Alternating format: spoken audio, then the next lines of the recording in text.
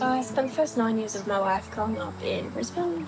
Some of my biggest interest areas as a kid were horse-related. I absolutely dreamed of having a horse my entire life. And I also really enjoyed going with my dad to Archfield Airport just to watch planes flying around the place. I never thought that'd be something that I'd end up doing as a career now.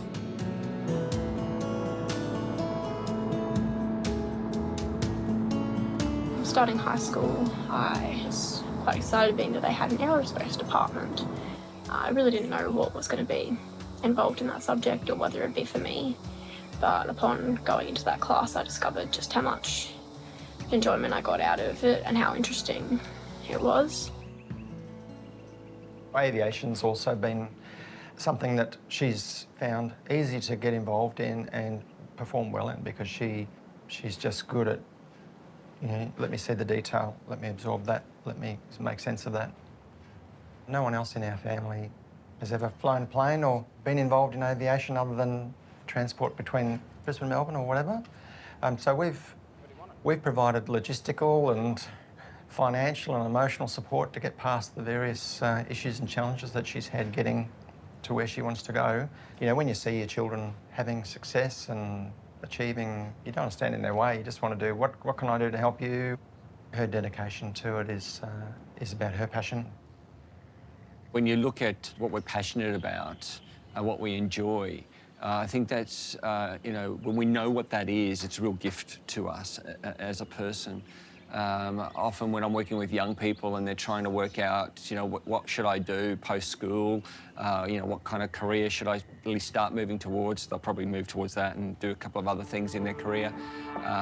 You know, we always look for that kind of sense of joy and passion. The leaks within them, also having a look at the exhaust, making sure that that's still functioning. Quite early on in the subject, we went on an excursion to Gympie Airport. We saw some planes and we also went to a flight school to find out what it was like being a student pilot. And I was given a trial and introductory flight, which I did, and it really sparked my interest in learning to fly. Being that an everyday person like myself could do it just really blew my mind a lot. As soon as she stepped inside a plane, you know, all she wanted was, how do I do more of that? As soon as she flew, she was thinking about the next exciting thing. So it became pretty clear that's what she was intent on doing.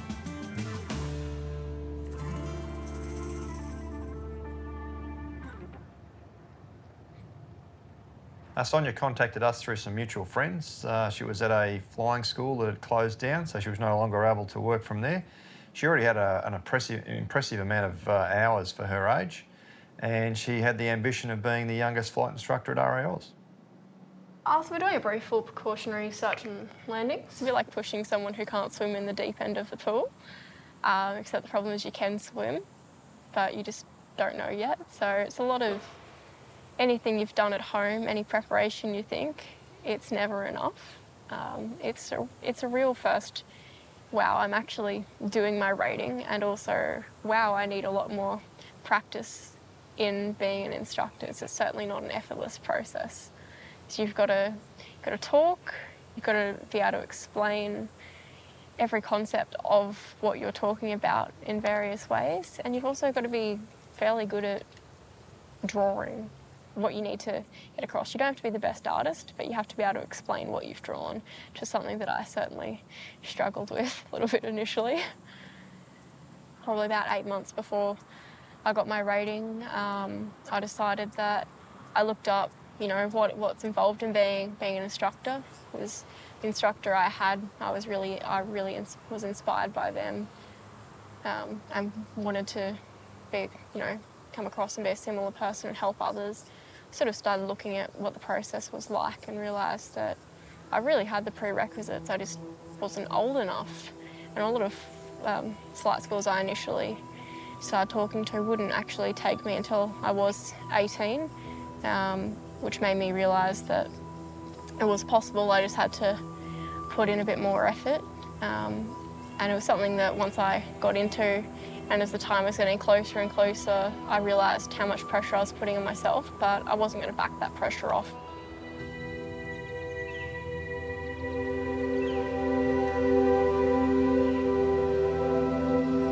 When we understand ourselves, it takes us a long way towards what it is that we can achieve in life, and it's really helpful.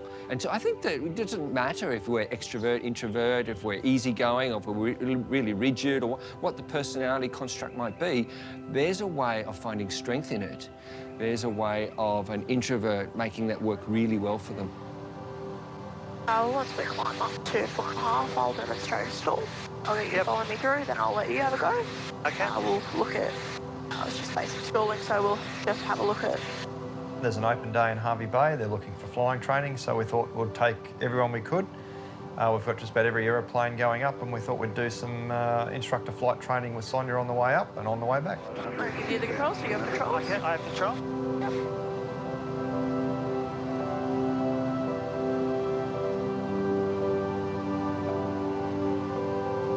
Yep, so letting our airspeed wash off.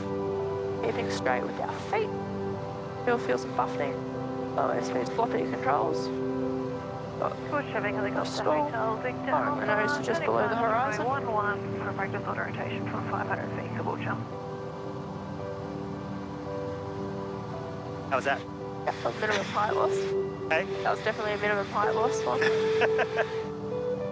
I think society certainly is changing in the context of our kids at school and you know, both girls and boys understanding that they can be whoever they want to be and so on. So the aspirations are there, you know, the acknowledgement's there that they absolutely can be whoever they want to be. And then I think it's up to industries like ours, like the aviation industry, to actually put in place things that enable that. Because if we have young girls, little girls at school who do want to be pilots, you know, then they need to be able to look and see role models and make sure that we are giving females who wouldn't necessarily be as forthright about it the opportunity to fulfil their dreams in the same way we give our little boys. Even back when I was doing aerospace at school, I was the only girl in the class. Now I go to an airport and a flight school. There was one other girl who flew there, but there was a lot of blokes in the and there still are a lot of blokes in a lot of the aviation industries, but you certainly notice that you're noticed more if you're a girl.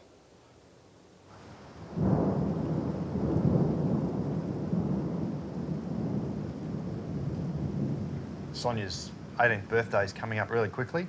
We've got a few hours left to go, but the weather hasn't allowed us to do anything really. We've got everything tucked away ground school wise, but we've just got to get some more flights done. We're hoping that we'll get some clear days and get it finished so she can graduate on her 18th birthday. There's always stress involved in the test, so tomorrow, if I get it, would be a very big achievement to become Australia's youngest instructor. It is certainly something that I have put in a lot of dedication to get to.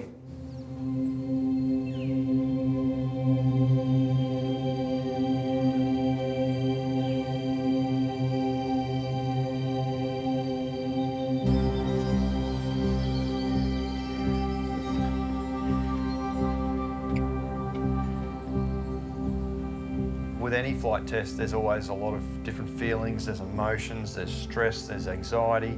And to throw in that, in fact, you've just had your 18th birthday, hopefully she's putting that to the back of her mind and just concentrating. We're really happy with the standard she's got to, so it's all up to her just to perform correctly on the day.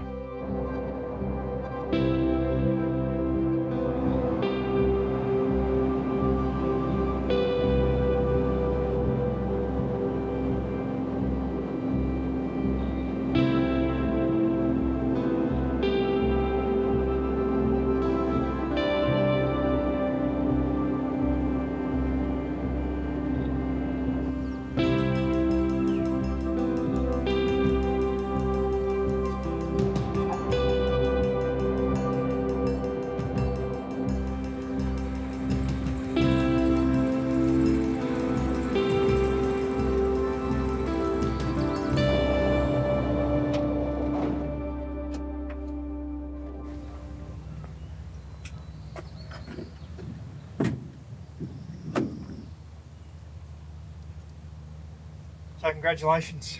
Thank you.